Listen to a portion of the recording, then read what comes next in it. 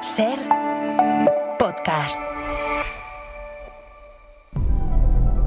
En la cadena Ser, Hora 25, con Aimar Bretos.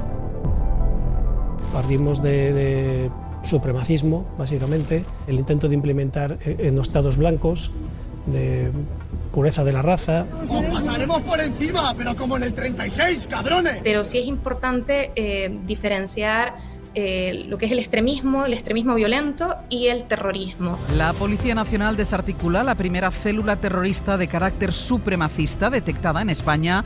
Estaban listos para atentar. Es la idea de que el blanco está por encima de cualquier otra raza, se corresponde a la idea del racismo biológico. Así suena La Ola Ultra, la nueva serie documental de la SER y El País, que analiza el auge de los movimientos de extrema derecha y cómo su versión más violenta y radical quiere amenazar la estabilidad de las sociedades en España y en muchos otros países. Detrás de este proyecto, que se estrena hoy en abierto en las webs de la cadena SER y del País, está el periodista de la SER responsable de la información de Interior, Javier Bañuelos. Buenas noches. ¿Qué tal, Aimar? Buenas noches. Y también la periodista del País, Belén Fernández. Belén, muy buenas noches. ¿Qué tal? Buenas noches. Y nos acompaña hoy también una persona que sabe de esto muchísimo, que es Alfonso Ojea, periodista de la SER, experto en información policial. Ojea, ¿cómo estás? ¿Qué tal? Muy buenas noches. Belén, La Ola Ultra se divide en 3 episodios. El primero habla de The Base. Ayúdame a enmarcar. ¿Qué es The Base? Pues mira, The Base es una organización terrorista, porque así la calificó la Unión Europea en 2024. Entonces, lo primero que tenemos que fijarnos es una organización terrorista que tiene una ideología nazi que se basa en el supremacismo blanco y en el aceleracionismo. Entonces, ¿qué es esto? Esto es, ellos quieren implantar otro modelo de sociedad, van contra las instituciones democráticas y no lo quieren hacer de una forma como estamos acostumbrados, ¿no? Electoral, con elecciones y pausadamente. Quieren romper la sociedad actual. Y van contra todo, van contra las fuerzas de seguridad del Estado, van contra las organizaciones políticas, contra los políticos, evidentemente contra el colectivo LGTBI, van contra la sociedad actual que tenemos. Y luego yo quiero hacer hincapié en que creo que queríamos meter en este reportaje mucho la ideología que tienen, porque son muy peligrosos, ¿no? Porque es un grupo de extrema derecha, Bañuelos, que tiene un perfil ideológico, una raíz ideológica muy clara. Sí, fundamentalmente, Aimar, bueno, lo apuntaba muy bien Belén, son supremacistas blancos, extremadamente violentos, un grupo de neonazis que básicamente, bueno, pues lo que busca es desatar, ¿no?, esa guerra racial para intentar imponer la figura del hombre blanco en esa estructura de poder, y todo en nombre del aceleracionismo, como apuntaba Belén. Ese sin duda es el germen de The Base. Este grupo detectado como organización terrorista en Estados Unidos, bueno, pues nace en el 2018 realmente aquí en suelo europeo, y es una amenaza real, Aimar. De hecho, aunque en España la Comisaría General de Información logró desmantelar, y luego hablaremos de ello, la primera célula aquí en nuestro país, en Castellón, en este documental, de hecho, desvelamos que The Base, la célula en España, ya había trabajado para intentar ampliar, ¿no?, y para poder intentar extender esa ramificación de The Base en otros puntos de España, en concreto en Andalucía y en el norte de España. Afortunadamente, bueno, pues la actuación policial permitió abortar, ¿no?, de raíz esa expansión, porque de hecho ese era el encargo precisamente que tenía el cabecilla de The Base aquí en nuestro país por parte del líder de la célula internacional, del que luego hablaremos, Rinaldo Nazaro, que era eso precisamente, ¿no?, tratar de asentarse en primer lugar aquí en España y luego poder empezar ya a propagar y ampliar esas células por todo el territorio nacional, igual que está ocurriendo, por ejemplo, a nivel europeo. Hablabas, Belén, de que estos grupos se guían ideológicamente por el aceleracionismo. ¿Qué es eso? Bueno, pues lo explican los mandos policiales. El aceleracionismo es, para empezar, una corriente ideológica. Es una corriente ideológica que tiene como uno de sus principales argumentos el que la evolución o la construcción de las sociedades no debe hacerse de una manera pausada, sino que debe hacerse a la mayor velocidad posible, de tal manera que las sociedades se les lleve a un punto de tensión tal que lleguen a colapsar. ¿Qué quiere decir colapsar? ¿Qué buscan exactamente? Cuando hablan de colapsar las sociedades, ¿a qué se refieren? Bueno, yo creo que es terrorismo. Ellos buscan el caos y buscan atacar. De hecho, esta célula estaba preparada cuando es cuando la desarticulan, todo el material que tenían, todas las armas estaban preparadas para hacer atentados terroristas y tenían objetivos bastante claros, además. Entonces ellos buscan el caos y buscan el colapso. Yo creo que es, ¿no? O sea, vamos, claramente el caos y Y hay ejemplos que se han basado en esta ideología, como fueron los atentados de Noruega, ¿no? De Utoya, donde fueron 74 personas. Es decir, es que hay ejemplos. Por eso es tan importante subrayar que son muy peligrosos.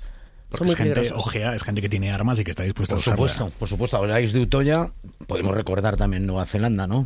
Los atentados de Christchurch, ¿no? De la segunda capital neozelandesa. Tienen armas desde hace mucho tiempo.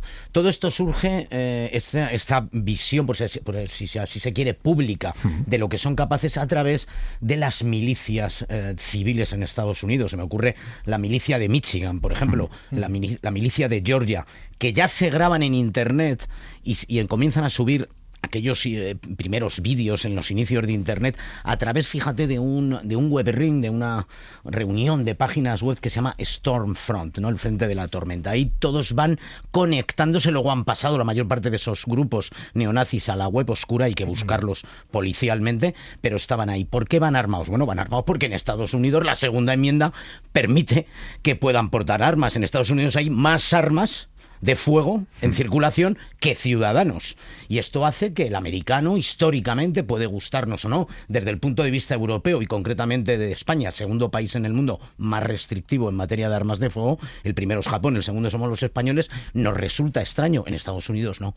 Comienzan a organizarse milicias, siempre con el apoyo, que es muy importante, del Ku Klux Klan, que es la base ideológica del neofascismo norteamericano, no el europeo. Germen, sí. Es el germen, cristianos blancos, ¿no? Cristianos blancos protestantes que no pueden aguantar a los negros. Esta es la base, sobre todo, en la que estos grupos neonazis y de milicias se han ido ausentando. Si a eso sumamos que, como digo, tienen más armamento que muchos ejércitos del mundo, pues claro, eso da un miedo pavoroso. Pero es que, por ejemplo, Aimar, lo vemos en las ferias internacionales que se hacen en los estados americanos que permiten el armamento, cómo se compran armas y se venden como coches en España de segunda mano, ¿no?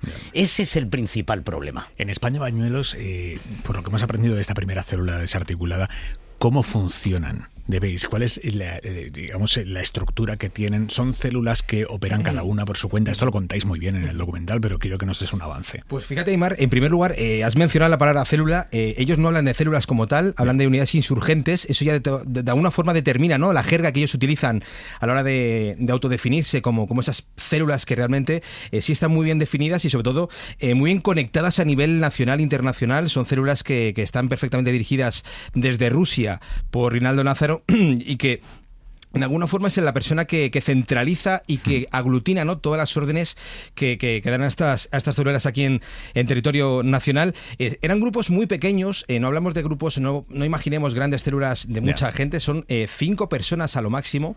Y fíjate, es muy interesante, Aimar, como por ejemplo en el caso del cabecilla aquí en España, David Dionís Gandía, él cuando intentaba de alguna forma, cuando empezó ya a componer, ¿no?, esa célula aquí en España, en Castellón, él primero hacía entrevistas virtuales, trataba de alguna forma de hacer un primer cribado para ver un poco el perfil ideológico de los candidatos a formar parte de su célula. Y después ya hacía entrevistas personales. ¿Por qué hacía entrevistas personales? Él desconfiaba mucho de una infiltración policial.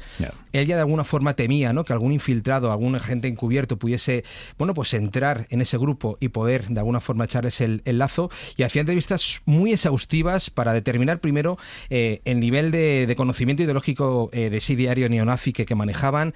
También, por ejemplo, el conocimiento también de licencias de armas, incluso si tenían voluntad de querer actuar o atentar. Y de alguna forma, pues esa era un poco el esquema, ¿no?, de funcionamiento. Luego, importante también cómo conectaban con el resto de células ya a nivel internacional. Aquí es fundamental conocer el trabajo o el papel que ha jugado la plataforma o la red social rusa VK, fundada casualmente por el hermano del creador de Telegram.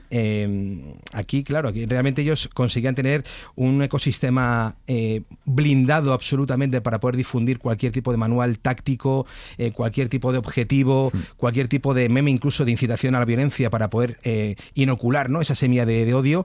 Y por supuesto, porque en esa red están completamente protegidos de la policía. Sí, porque de hecho, claro, es que el tema, por ejemplo, Telegram, que sí que mantiene cierta colaboración con las fuerzas de seguridad europeas y en concreto aquí en España, pero claro, VK, por ejemplo, no. Entonces, les garantizaba y les garantiza, de hecho, sigue siendo así, que realmente tiene unos canales cerrados de seguridad, primero que aíslan, o se aíslan, ¿no? Como puede pasar incluso en algún canal de Telegram aquí, incluso en territorio nacional, ¿no? Se aíslan de cualquier curioso que quiera de alguna forma pulular, ¿no? Por ahí ver un poco lo que puede estar ocurriendo en esos canales, pero es que en esa plataforma VK, desde luego que todo lo que hacen, o gran parte de lo que hacen, queda en el absoluto anonimato para poder evitar que sean detectados por las fuerzas de seguridad. Sí, lo digo que es increíble porque con el realizador que ha hecho el docu, con Álvaro de la Rúa, estuvimos días rastreando esta red social, VK, y es increíble lo que tú puedes encontrar ahí.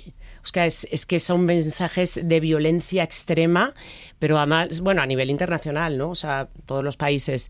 Pero es increíble. Bueno, ahí tienen su criptomoneda también, cómo se financian, pero, o sea, es muy fuerte. O sea, las imágenes que tú ves ahí, o sea, mucha violencia, muchas armas y sin ningún tipo de tapujo, ni, o sea, como mucha libertad. Tú te pones, claro, tú te pones a rastrear que es como si fuese un Facebook, es así. Sí, eso es. Y es increíble el contenido. Son muy laxos, yo creo, absolutamente. Vamos. Hay algo, Belén, que contáis en el docu y que es muy, muy interesante, y entiendo que es el dilema eterno de la policía, que es que a esta gente la tenían fichada ya desde hace tiempo, pero claro, ¿en qué momento pasas a detenernos, ¿no? Ellos esperaban al momento en el que ya estaban armados y preparados para atentar, aunque todavía no tuvieran objetivos definidos, pero ya tenían capacidad para atentar, y ahí sí entra la policía y los detiene. Claro, sí, David Dionís estaba fichado por la policía, o sea, por delitos de odio.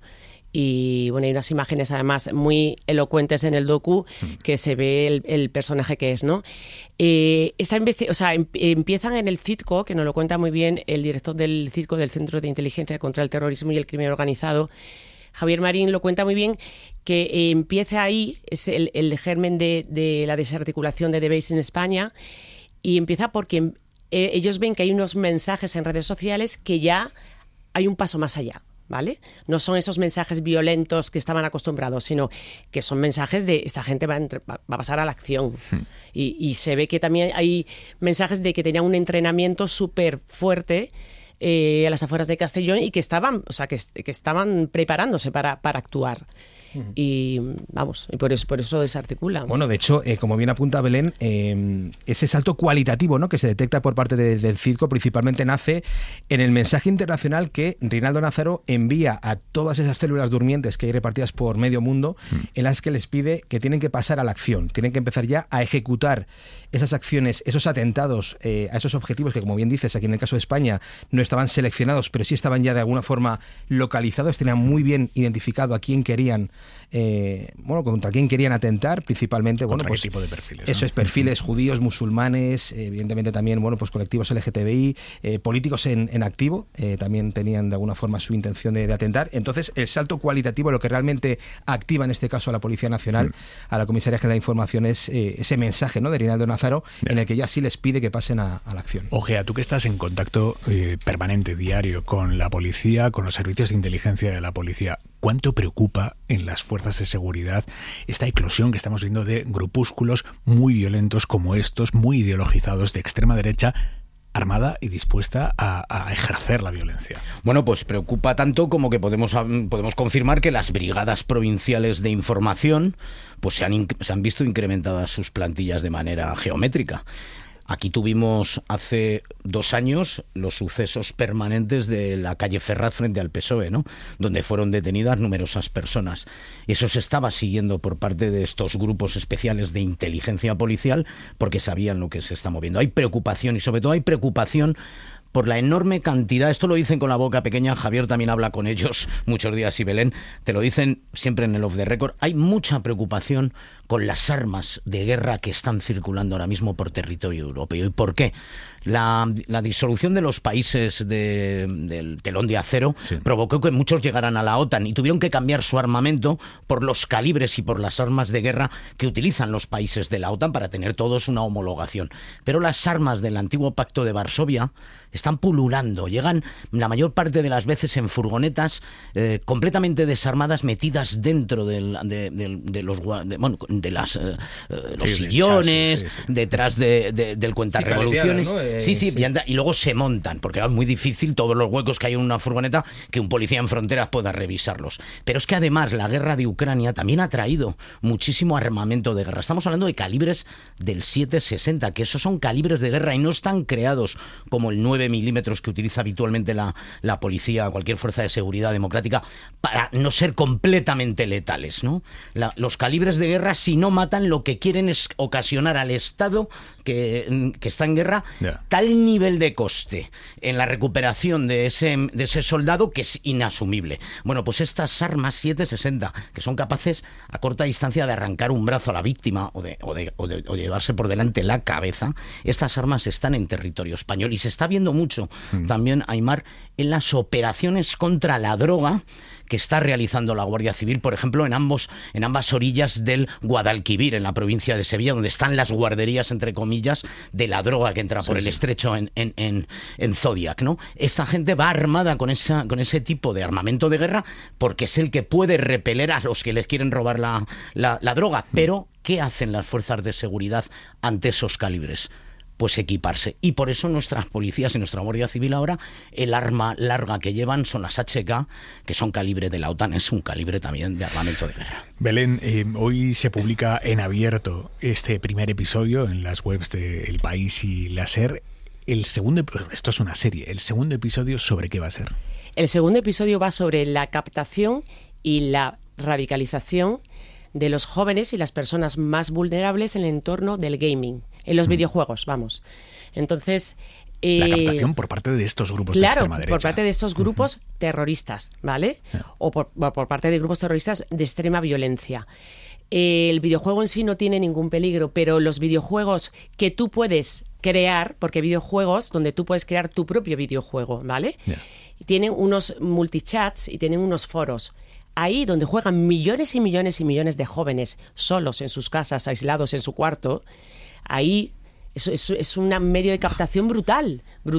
Y tú te creas además tu videojuego donde tú puedes matar a quien te dé la gana, ¿vale? Entonces, bueno, a mí me parece que es muy interesante. Hay muchísima preocupación. Se ha aprendido mucho del yihadismo en esto.